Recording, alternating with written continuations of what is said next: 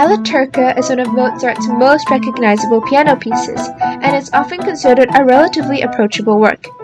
After learning it for grade A ABRSM, though, I realized that the challenge isn't really learning the notes. It's making the piece sound musical. In this video, I'll talk about 3 things that surprised me while learning it, and some things that helped me along the way. I hope you enjoy!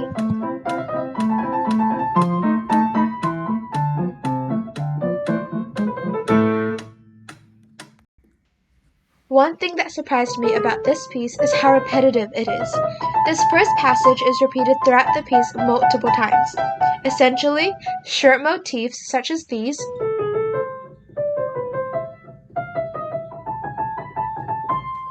are repeated by the right hand in different pitches and keys, while the left hand is mostly there to support the melody. Because it is so repetitive, it's really easy for it to start sounding robotic. Compare this clip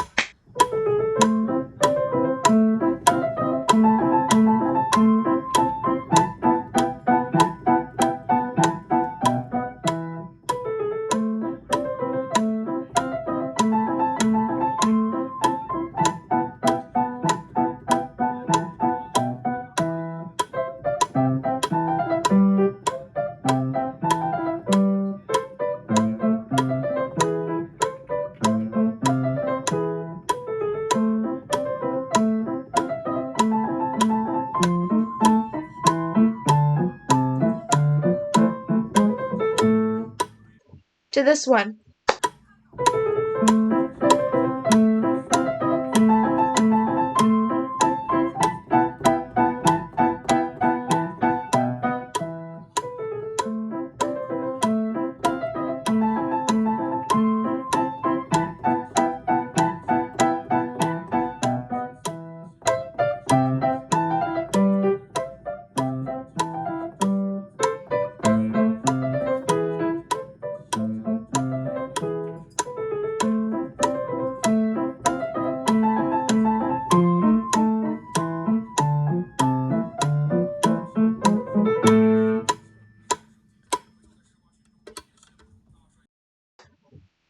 In the second version, I increased the volume as the motif climbed higher, then decreased it at the end. It gives a sense of build-up and release. It's a really small change, but I think it makes the music much more interesting. Throughout this piece, I would recommend practicing slowly and really thinking about the variation of motifs on different pitches and keys. Otherwise, everything starts sounding the same and the piece loses a lot of its character. On to the next section, bars 32 to 55. For me, this was definitely the hardest part. My notes were uneven because it's quite an intensive, fast passage and your right hand is basically running the entire time. At first, I thought the problem was speed, but it wasn't. The problem was control. This passage needs to be articulated evenly and smoothly, and any sort of mistake sounds really obvious. I found I could play smoother by keeping my wrists a bit lower than usual and keeping my fingers close to the keys. One thing that definitely didn't help was lifting my fingers really high. It just slowed everything down. For some people, like me, the ring finger and pinky fingers simply don't feel as strong as the rest of the hand and can become a bit unreliable in the fast passages. I found exercises like hand-in or practicing rhythms like this really helpful because they force each finger to work properly. Another thing is coordination. The left hand is basically responsible for keeping the rhythm stable, and the right hand has to stay locked in with it.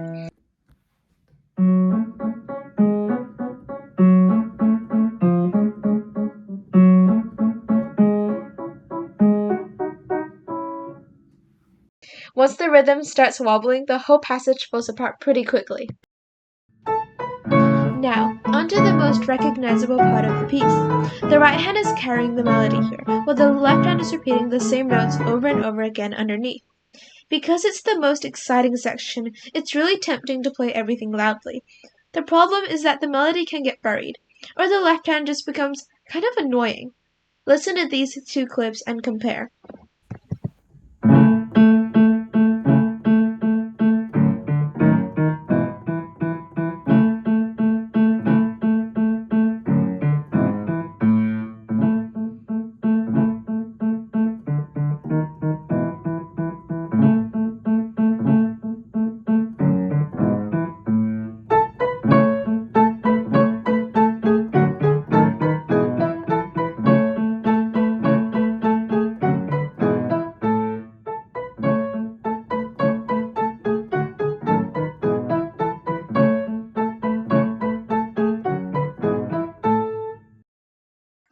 especially because it's the same note repeated again and again. The melody should really be the focus here. The left hand is there to support it, not compete with it.